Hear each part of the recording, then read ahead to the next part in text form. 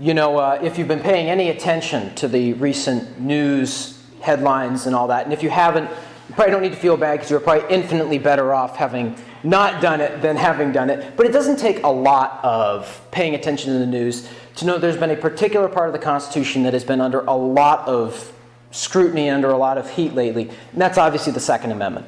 The Constitution is debated a lot in our country, and from time to time there are different attacks on our freedoms. But the Second Amendment has been taking a great deal of heat and a lot of criticism ever since the shooting in Parkland, Florida. And this is even borne out in some polling. The Economist and YouGov did a poll at the end of February, shortly after the shooting, showing that 21% of Americans support a repeal of the Second Amendment.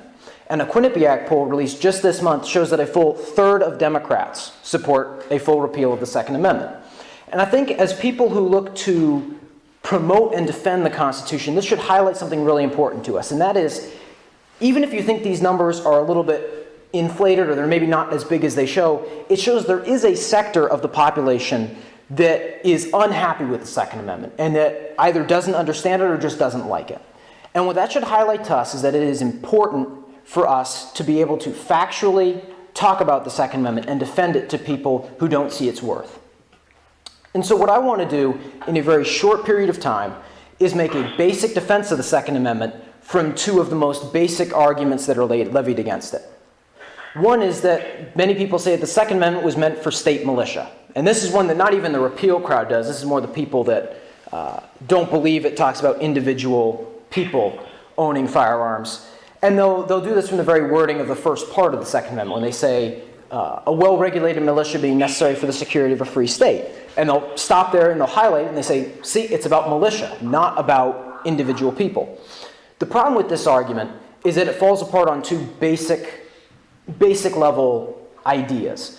One is that it fails the very wording of the rest of the Second Amendment, because right after that part it says, the right of the people to keep and bear arms shall not be infringed. Not the right of the government, the militia, the state, the right of the individual people to keep and bear arms.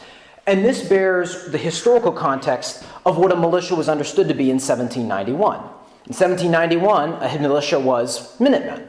I think anyone that's done a rudimentary course in American history knows about Lexington and Concord, and the individual farmers would have a gun in their home and would be working their normal job, and if a call went out for help, they would go get their guns, join together, and defend their families and their country against the foe.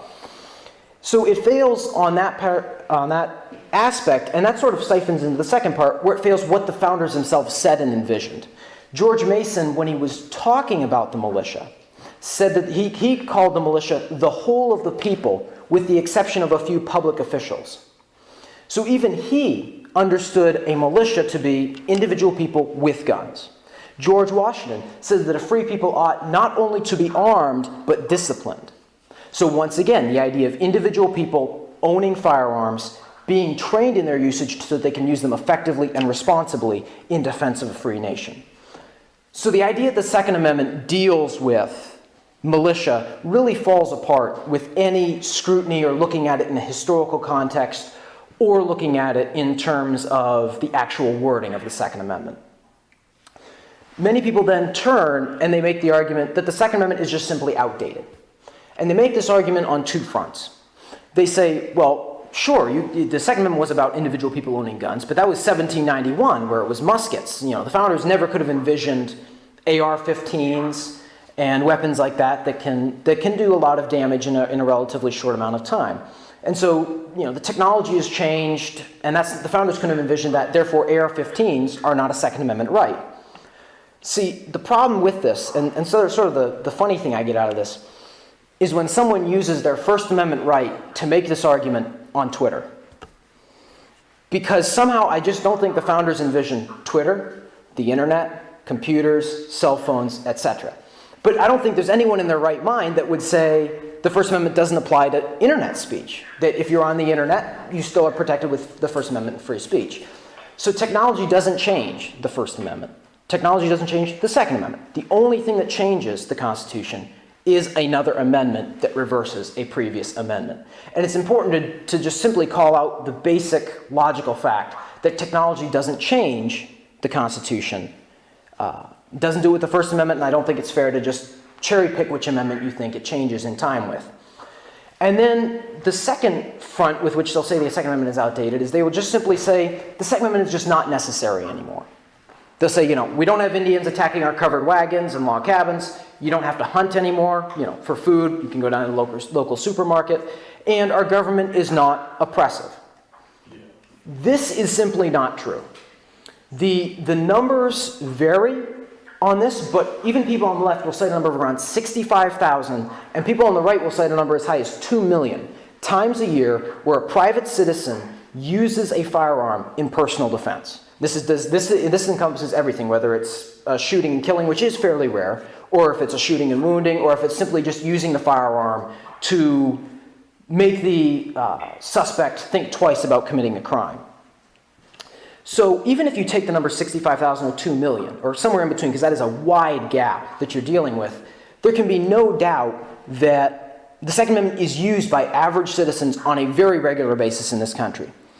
As far as government tyranny goes, I would tend to agree that we live in as a general rule of thumb, we live in a very free society where you're free to do what you want and live life according to the dictates of your conscience. I think the government has grown beyond what our founders wanted, but we are still relatively, especially according to the rest of the world standards, we are very free in America. But see, the problem with that is that the Second Amendment was meant as an insurance policy. Just because something isn't happening right now does not mean it won't happen in the future. You carry a spare tire, not because you have a flat at the moment, but because down the line you may need to replace a flat tire. And the idea that just because it's not happening now or you don't need it now doesn't mean it won't happen in the future is ridiculous. I mean, you haven't died yet, but that doesn't mean it ain't going to happen. It's basic things like that. So much of commercials and so many industries are driven off of being prepared for natural disasters. Things like that are all based on a preparation, and that's really what the Second Amendment is about when you're talking about government tyranny. So true, we don't need it right now, but there is always the possibility of something happening in the future, and I sincerely hope it never has to happen in the future. But just because we hope and we don't want it to, and we pray it doesn't happen, doesn't mean that it won't. So what I hope that I've done here is just in a few minutes, this is by no means an exhaustive defense of the Second Amendment. If I did that, I probably would not keep you guys awake very long.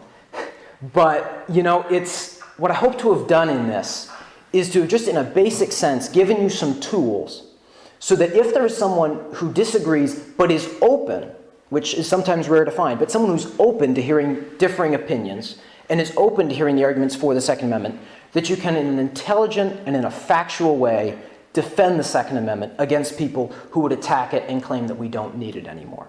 Thank you very much.